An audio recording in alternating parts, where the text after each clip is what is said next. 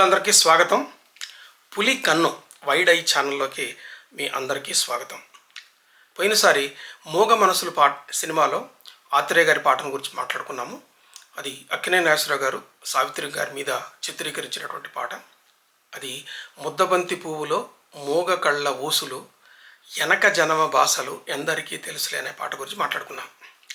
ఆ సందర్భంలో కొంత కథనం గురించి కూడా మాట్లాడుకున్నాం. ఇది మోగ మనసులు సినిమాలో పాట. ఈ మోగ మనసులు సినిమా 1964లో వచ్చింది. బాబు మూవీస్ అనేటటువంటి పతాకం క్రింద ఆదుర్తి సుబ్బారావు గారు దీనికి దర్శకత్వం వహించారు. ఈ ఆదుర్తి సుబ్బారావు గారు కళా తపస్వి అని పేరు పొందినటువంటి కె విశ్వనాథ్ గారికి గురువు గారు అవుతాడు. ఆదుర్తి సుబ్బారావు గారి దగ్గరే కె విశ్వనాథ్ గారు అసిస్టెంట్ డైరెక్టర్గా పనిచేశారు. అందులో ఈ సినిమాకు కూడా ఆయన అసిస్టెంట్ డైరెక్టర్గా పనిచేశాడు. చాలా అపూర్వమైనటువంటి కథ. ఈ కథ ఆయన ఎక్కడో విని ఆ కథని తీసుకున్నట్టు ఆదుర్తి సుబ్బారావు గారు. ఇది పూర్వజన్మ స్మృతులకు సంబంధించిన ముడివేసి ఉన్నటువంటి కథ. ఇందులో గోపి రాధ అనేటటువంటి రెండు పాత్రలు ఆ సినిమాలో ప్రధానమైనటువంటి పాత్రలు. గౌరీ అనేటటువంటి ఆమె, జమున ఆమె కూడా ఈ ప్రధాన పాత్ర. ఈ మూడు పాత్రల చుట్టూతో తిరుగుతుంటుంది. ఈ గోపి రాధలకి బిఏ అయిపోయిన తర్వాత పెళ్లి జరిగి వాళ్ళు హానిమూన్కి వెళుతుంటే వాళ్ళు గోదావరి ఒడ్డుకు వస్తారు. గోదావరి ఒడ్డు దగ్గర ఆయనకి గత జన్మ స్మృతులు గుర్తుకొచ్చి గత జన్మలో అమ్మాయి గారు ఆమెని జమీందారు గారి కూతుర్ని తాను ప్రేమించినట్టుగా, అట్లాగే గౌరీ అనేటువంటి ఆమె ఈయనకి స్నేహితురాలుగా ఉన్నట్టుగా ఇవన్నీ గుర్తుకొస్తాయి. ఆ తర్వాత ఈ సావిత్రికి కూడా కొన్ని విషయాలు గుర్తుకొస్తాయి. ఆ సందర్భంలో వాళ్ళిద్దరికి ఈయన అమ్మాయి గారని పిలుస్తుంటాడు, జమీందారు గారు అమ్మాయిని. అట్లాగే జమీందారు గారు అమ్మాయి అతన్ని ఏరా అని పిలుస్తుంది, ఎందుకంటే పనివాడు కాబట్టి. ప్రతిరోజు పడవ మీద గోదావరి దాటించి అవతల కాలేజీకి పంపిస్తుంటాడు అతను. ఒక పనివాడు, చాలా చాలా పేద కుటుంబం. ఈ పడవ నడుపుకుంటూ బతుకుతాడు. ఇది కథ. అయితే ఈ కథలో వీళ్ళ ప్రమేయం లేకుండానే ఒకళ్ళకొకళ్ళు తాము ప్రేమించుకున్నామని చెప్పుకునే పరిస్థితి లేదు. ఒక పనివాడిని నేను ప్రేమించానని చెప్పే పరిస్థితి ఆమెకు లేదు. అట్లాగే ఈ పనివాడు బల్లకట్టు నడుపుకునేవాడు అమ్మాయి గారిని తాను ప్రేమించానని చెప్పే ధైర్యం అతనికి లేదు. వాళ్ళిద్దరికీ వాళ్ళ హోదాలు ఏంటో తెలుసు. కానీ వాళ్ళిద్దరు కూడా ఒకళ్ళొకరు ప్రేమించుకున్నట్టుగా, చాలా గాఢంగా ప్రేమించుకున్నట్టుగా వాళ్ళిద్దరికీ తెలుసు. వాళ్ళిద్దరూ మనసులో అనుభవిస్తుంటారు. చాలామంది ప్రేమికులకి ఇలాగనే జరుగుతుంటుంది. కొంతమంది ఎప్పుడు చెప్పుకోలేరు. అబ్బాయి అమ్మాయి ప్రేమించుకుంటారు కానీ ఎప్పుడు చెప్పుకోలేరు. చెప్పుకోకుండా ఆమెకి పెళ్ళవుతుంది, ఈయనకి పెళ్ళవుతుంది. కానీ వాళ్ళిద్దరికి జీవితాంతం మనసులో ఇది గుర్తుంటుంది. ఆమె ప్రియురాలుగా గుర్తుంటుంది, స్నేహితురాలుగా గుర్తుంటుంది ఈయనకి. అట్లాగే ఆమెకు అతను స్నేహితుడిగా గుర్తుంటాడు. కరెక్ట్గా ఇందులో సావిత్రి నాగేశ్వరరావు పాత్రలు అట్లాగే ఉంటాయి.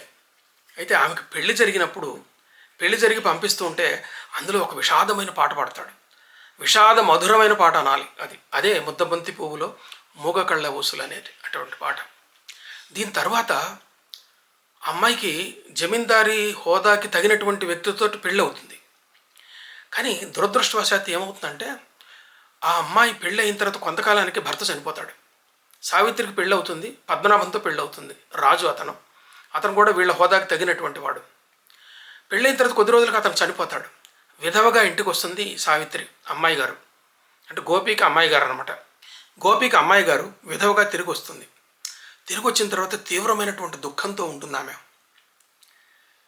ఆ దుఃఖాన్ని ఈ గోపి కూడా భరించలేకపోతాడు, ఎందుకంటే ఆమెను ప్రేమించిన వాడు కాబట్టి. ఆమెను ఓదార్చే ప్రయత్నం చేస్తాడు. ఈ ఓదార్చే ప్రయత్నంలోనే ఇక్కడ ఒక పాటను పెట్టారు దర్శకుడు. ఆ పాటని ఆత్రేయ రాశాడు. ఈ సినిమాలో ఎక్కువ పాటలన్నీ కూడా ఆత్రేయ గారు రాశారు.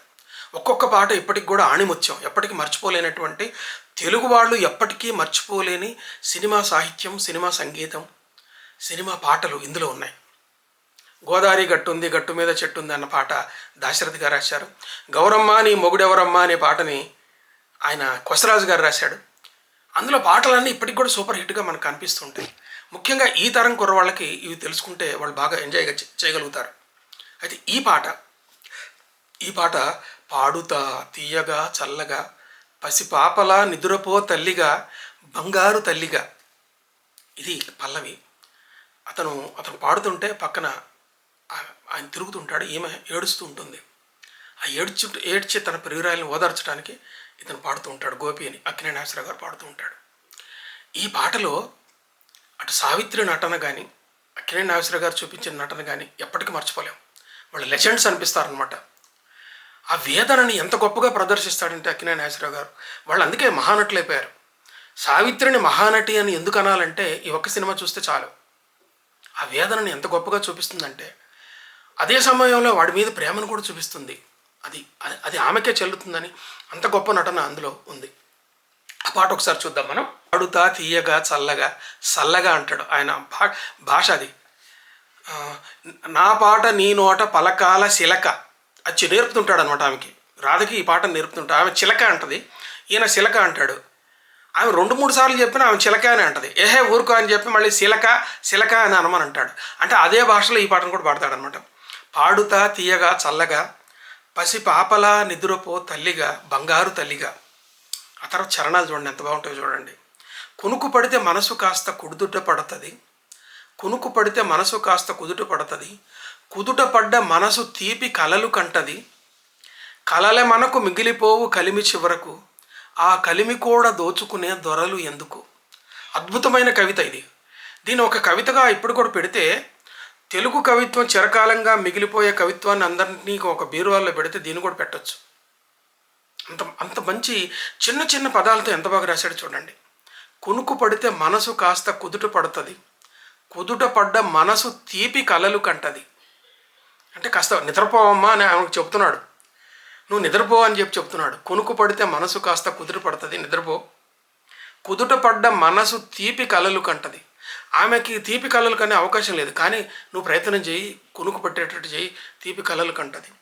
కలలే మనకు మిగిలిపోవు కలిమి చివరకు. నీకు నాకు కలలే మనకు మిగిలిపోయే కలిమి అంటే సంపద.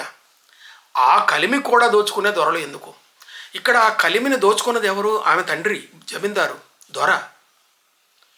అంటే నీకు నాకు మధ్యలో ప్రేమ ఉన్నది, మన స్వప్నంలో కూడా అది తెలిసిపోతుంటుంది. కానీ మన తీపి కళలని దోచుకొని పోయింది ఎవరా అంటే దొరలు. ఇక్కడ విషయం ఎవరంటే ఆయన తండ్రి. తర్వాత మళ్ళీ పాడుతా తీయగా చల్లగా పసి పాపలా నిద్రపో తల్లిగా బంగారు తల్లిగా. మళ్ళీ ఈ పల్లవి వస్తుంది. పల్లవి తర్వాత ఇంకేమొస్తుంది చూడండి. గుండె మంటలు ఆరిపే చన్నీళ్ళు కన్నీళ్ళు ఉండవమ్మ ఉండవను చార్నాళ్ళు. గుండె మంటలు ఆరిపే కన్నీళ్ళు చన్నీళ్ళు కన్నీళ్ళు ఉండవమ్మ చాన్నాళ్ళు. పోయినోళ్ళు అందరూ మంచోళ్ళు, ఉన్నోళ్ళు పోయినోళ్ళ తీపి గుర్తులు. మళ్ళీ పాడుతా తీయగా చల్లగా. చూడండి ఈ మాటలు ఆత్రేయ రాసిన ఈ పాటలో ఉన్నటువంటి ఈ మాటలు, పోయినోళ్ళు అందరూ మంచివాళ్ళు, ఉన్నోళ్ళు పోయినోళ్ళ తీపి గుర్తులు అనే ఈ మాటలు ఒక నిర్వచనంలాగా, లేకపోతే ఒక నిర్వచనమే కాదు, లేకపోతే ఒక తెలుగులో ఉన్న సామెతలాగా ఇప్పటికి కూడా మిగిలిపోయినాయి. అందుకే ఈ ఆత్రేయ గారికి మనసు కవి అనే మాట కూడా ఇప్పటికి కూడా మిగిలిపోయింది అన్నమాట. తర్వాత ఇంకోటి అని చెప్తాడు. ఇంకొక చరణం ఉంది. మనిషి పోతే మాత్రమేమి మనసు ఉంటుంది, మనసుతోటి మనసు ఎప్పుడో కలిసిపోతుంది. మనిషి పోతే మాత్రమేమి మనసు ఉంటుంది, మనసుతోటి మనసు ఎప్పుడో కలిసిపోతుంది. వాళ్ళు చనిపోయిన తర్వాత కూడా ఈ బంధం అలాగే ఉంటుందని చెప్తాడనమాట. చావు పుట్టుక లేనిదమ్మ నేస్తమన్నది. నీకు నాకు మధ్యలో ఉన్న నేస్తం అన్నది పోయిన జన్మలో ఉంది, ఈ జన్మలో ఉంది, వచ్చే జన్మలో కూడా ఉంటుంది. దీనికి చావు పుట్టుక లేదని చెప్తుంటాడు. ఆమె కూడా గుర్తుపడుతుంది. ఏంటోరా ఎప్పుడో నిన్ను చాలా కాలం క్రితము ఎప్పటి నుంచో చూసినట్టు గుర్తొస్తుంది, ఎందుకురా అని అడుగుతుంటుంది. ఆయనకు కూడా అలాగే అనిపిస్తుంటుంది. పూర్వజన్మలో మనం ప్రేమికులమో స్నేహితులమో భార్యాభర్తలమో అని చెప్పి ఒక భావన వాళ్ళలో ఉంటుందన్నమాట. చావు పుట్టక లేనిదమ్మ నేస్తమన్నది, జనమ కది మరి గట్టి పడుతుంది. ఇది పాట. మళ్ళీ పాడుతా తీయగా చల్లగా పసి పాపలా నిదురపో తల్లిగా బంగారు తల్లిగా అనే పాట ఈ పల్లవి తిరిగి వస్తుంది. అయితే ఈ పాటని సంగీతపరంగా కూడా ఈ పాటకి కొన్ని ప్రత్యేకతలు ఉన్నాయని చెప్పి సంగీతజ్ఞులు చెప్పారు.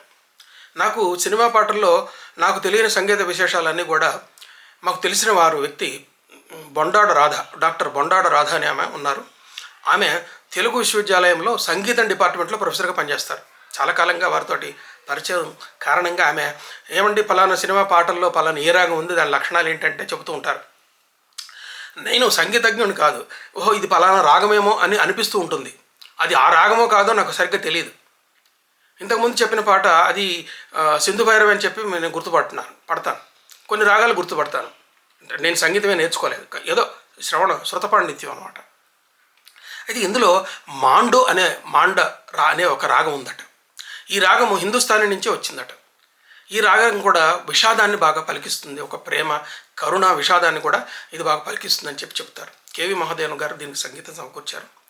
ఆ పాట కానీ, ఆ సంగీతం కానీ తెలుగు వాళ్ళు ఇప్పటికి కూడా మర్చిపోలేదు. అట్లా మరపుకు రాని పాట అనమాట ఇది. ఈ తరం వాళ్ళు ఇలాంటి పాటలు వింటే వాళ్ళు ఎప్పటికీ మర్చిపోలేరు. అసలు కథలో ఉన్న సంఘటన, ఆ సంఘటనకు తగినటువంటి పాట కూర్చడం, ఆ పాటకు తగిన కావాల్సినటువంటి సాహిత్యాన్ని ఇవ్వడం, దానికి అంత బాగా సంగీతాన్ని ఇవ్వడం, దానికి అంత బాగా నటీనటులు నటించడం అన్నది చాలా గొప్ప విశేషం అది. ఈ పాట ఇప్పటికి కూడా మనం టీవీల్లో మనకు ఈ నెట్లో చూడొచ్చు. అది పాడుతా తీయగా చల్లగా. ఎస్పి బాలసుబ్రహ్మణ్యం గారు ఈటీవీ వాళ్ళ కోసం ఒక సిరీస్ మొదలుపెట్టినప్పుడు ఈ పాటలో ఉన్న చరణాన్ని తీసుకొని, ఆ పల్లవిని తీసుకొని అక్కడ పెట్టుకున్నాడు, పాడుతా తీయగా చల్లగా అని. మిత్రులారా, ఈ వీడియో మీకు నచ్చితే లైక్ చేయండి, ఇతర మిత్రులకు షేర్ చేయండి. నా ఛానల్ పులికన్ను వైడైకి సబ్స్క్రైబ్ చేసి పక్కనున్న బెల్ బటన్ నొక్కండి. దీనివల్ల ఎక్కువ మంది దీన్ని ఉచితంగా చూసేటటువంటి అవకాశం ఉంటుంది. నమస్తే.